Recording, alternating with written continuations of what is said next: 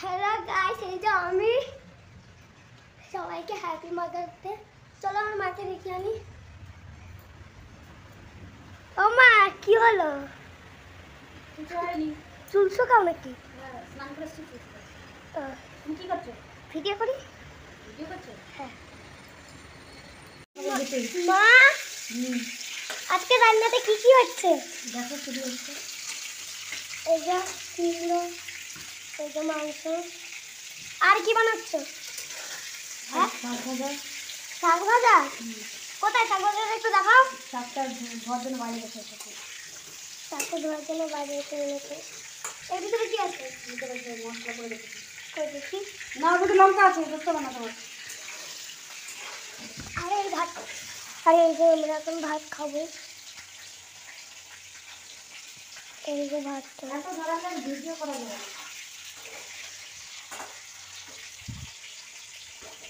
আর এই যে আমি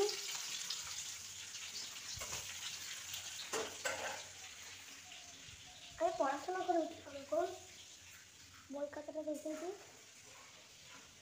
ঘরের অবস্থাটা দেখো, আমি করেছি। এই যে বই খাতা।